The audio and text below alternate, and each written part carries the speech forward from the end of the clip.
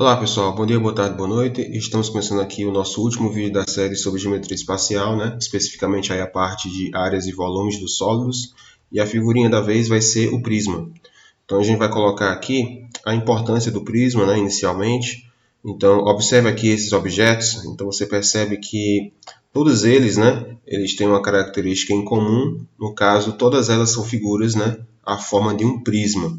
Então, o prisma, pessoal, é uma figura muito utilizada tanto no comércio como na agricultura, na parte de engenharia. É uma figura que tem muita utilidade também na vida prática.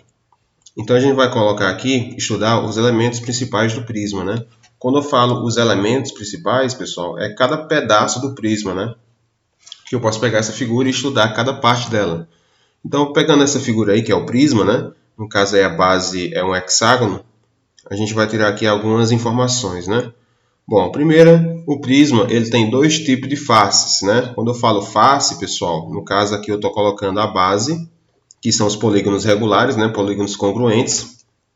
Por exemplo, como a base aqui é um hexágono, essa parte azul, A tampa, que é a outra base de cima, a base superior, também tem que ser um mesmo hexágono, E por aí vai. E a outra face é a face lateral, que no caso aí é representado pelos paralelogramos, ou esses retângulos aqui, Então aqui eu tenho a face lateral, segunda face lateral, terceira face lateral, e também se a gente observar a parte de trás da figura, eu também vou ter outras três faces laterais.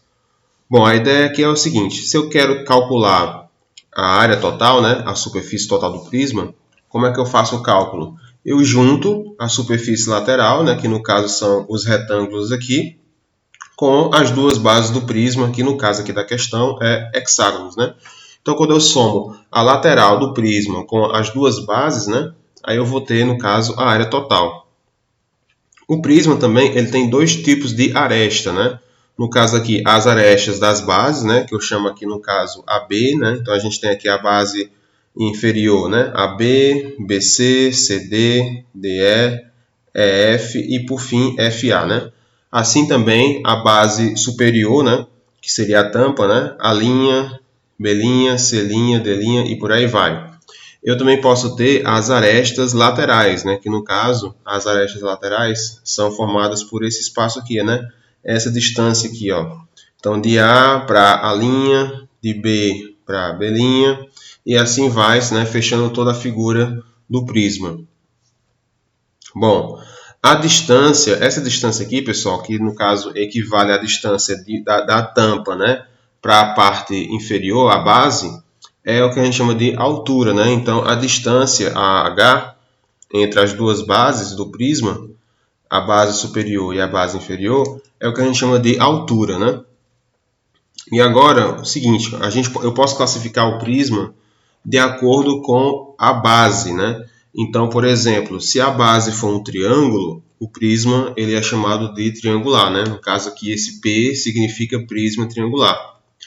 Se a base for um quadrilátero, nesse caso vai ser um prisma quadrangular.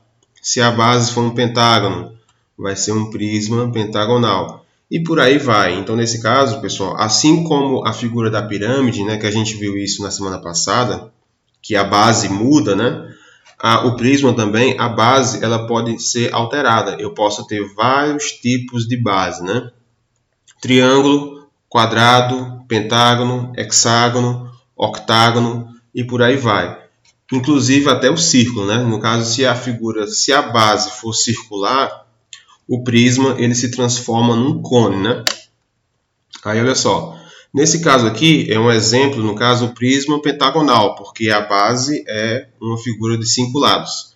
Aí você pergunta, professor, como é que eu calculo o volume de uma figura dessa, O volume, no caso, pessoal, se eu tenho um prisma e eu quero calcular o volume, no caso vai ser a mesma ideia que a gente utilizou para calcular o volume da pirâmide, Lembra?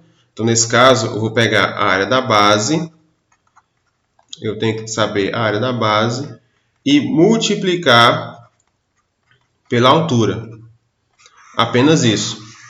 Então, se a figura for um prisma, eu tenho que saber a base. Então, se a base for um quadrado, eu faço a área do quadrado e aí multiplico pela altura. E aí eu vou ter o volume, né?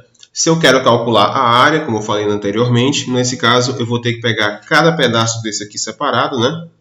Eu pego cada pedaço desse aqui separado, faço a sua respectiva área e aí somo todas as áreas aí, obtendo então a área total, certo?